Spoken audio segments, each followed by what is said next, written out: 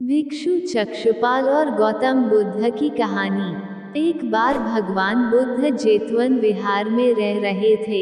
भिक्षु चक्षुपाल भगवान से मिलने के लिए आए थे। उनके आगमन के साथ उनकी दिनचर्या, व्यवहार और गुणों की चर्चा भी हुई। भिक्षु चक्षुपाल अंधे थे। एक दिन विहार के कुछ भिक्षुओं ने कुछ मरे हुए कीड़ों को चक्षुपाल की कुटी के बाहर पाया और उन्होंने चक्षुपाल की निंदा करनी शुरू कर दी कि उन्होंने इन जीवित प्राणियों की हत्या की। भगवान बुद्ध ने निंदा कर रहे उन भिक्षुओं को बुलाया और पूछा कि क्या तुमने भिक्षु को कीड़े मारते हुए देखा है? उन्होंने उत्तर दिया नहीं। इस पर भगवान बुद्ध ने उन साधकों से कहा कि जैसे तुमने उन्हें कीड़ों को मारते हुए नहीं देखा, वैसे ही चक्षुपाल ने भी उन्हें मरते हुए नहीं देखा और उन्होंने कीड़ों को जानबूझकर नहीं मारा है, इसलिए उनकी भर्त्सना करना उचित नहीं है। भिक्षुओं ने इसके बाद पूछा कि चक्षुपाल अंधे क्यों हैं? उन्होंने इस जन्म में अथवा पिछले जन्म में क्या पाप किए? भगवान बुद्ध ने चक्षुपाल के बारे में कहा कि वे पूर्व जन्म में एक चिकित्सक थे। एक अंधी स्त्री ने उनसे वादा किया था कि यदि वे उसकी आंखें ठीक कर देंगे तो वह और उसका परिवार उनके दास बन जाएंगे। स्त्री की आंखें ठीक हो गईं, पर उसने दासी बनने के भय से यह मानने से इनकार कर दिया। चिकित्सक को तो पता था कि उस स्त्री की आंखें ठीक हो गई हैं। वह झूठ बोल रही है। उसे सबक सिखाने के लिए या बदला लेने के लिए चक्षुपाल ने दूसरी दवा दी। दवा से महिला फिर अंधी हो गई। वह कितना ही रोई पिटी, लेकिन चक्षुपाल जरा भी नहीं पसीजा।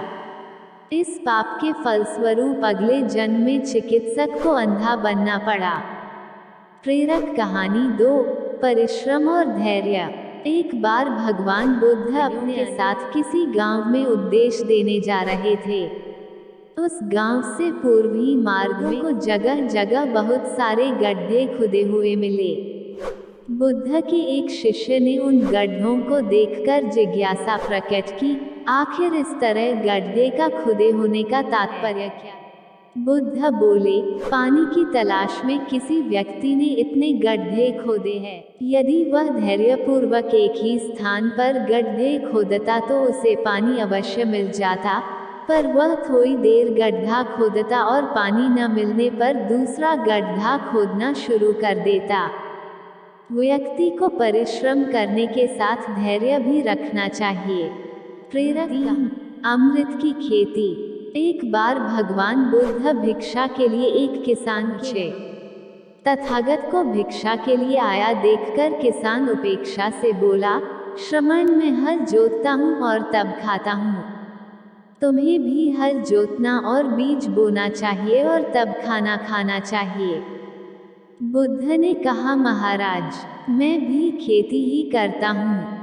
इस पर किसान को जिज्ञासा हुई और वह बोला, मैं न तो तुम्हारे पास हल देखता हूँ, ना बैल और ना ही खेती का स्थल। तब आप कैसे कहते हैं कि आप भी खेती ही करते हो?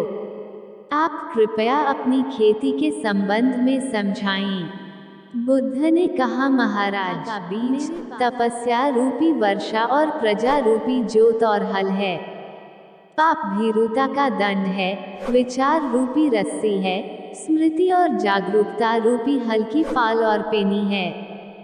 मैं वचन और कर्म में संयत रहता हूँ। मैं अपनी इस खेती को बेकार घास से मुक्त रखता हूँ और आनंद की फसल काट लेने तक प्रयत्नशील रहने वाला हूँ। अप्रमाद मेरा बैल है जो बाधाएं देखकर भी पीछे मुंह नहीं मोड़ता है। वह मुझे सीधा शांति धाम तक ले जाता है। इस प्रकार मैं अमृत की खेती करता हूँ। प्रेरक 4, दान की महिमा।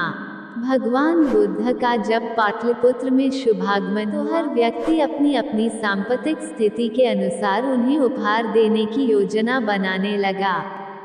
राजा बिंबिसार ने भी कीमती हीरे, मोती और रत्न उन्हें पेश किए। बुद्धदेव ने सबको एक हाथ से सहर्ष स्वीकार किया। इसके बाद मंत्रियों, सेठों, साहूकारों ने अपने अपने उपहार उन्हें अर्पित किए और बुद्धदेव ने उन सबको एक हाथ से स्वीकार कर लिया। इतने में एक बुढ़िया लाठी टेकते वहां आई। बुद्धदेव को प्रणाम कर वह बोली, जिस समय आपके आने का समाचार मुझे मिला, उस समय मैं यह अनार खा रही थी। मेरे पास कोई दूसरी चीज न होने के कारण मैं इस अधखाए फल को ही ले आई हूँ। यदि आप मेरी इस तुच्छ भेंट स्वीकार करें, तो मैं अहोभाग्य समझूंगी। भगवान बुद्ध ने दोनों हाथ सामने कर वह फल ग्रहण किया। राजा बिंबिसार ने जब उन्होंने बुद्धदेव से कहा, भगवान, क्षमा करें, एक प्रश्न पूछना। हम सबने आपको कीमती और बड़े बड़े उपहार दिए जिन्हें आपने एक हाथ से ग्रहण किया, लेकिन इस बुढ़िया द्वारा दिए गए छोटे एवं जूठे फल को आपने दोनों हाथों से ग्रहण किया, ऐसा क्यों? ये सुनकर बुद्धदेव मुस्कुराए और बोले, राजन, आप सबने अवश्य बहुमूल्य उपहार दिए हैं, किंतु ये सब आपकी संपत्ति का 10वां हिस्सा भी नहीं है। आपने ये दान दीनों और गरीबों की भलाई के लिए नहीं किया है, इसलिए आपका ये दान सात्विक दान की श्रेणी में नहीं आ सकता। इसके विपरीत इस बुढ़िया ने अपने मुंह का कौर ही मुझे दे डाला है।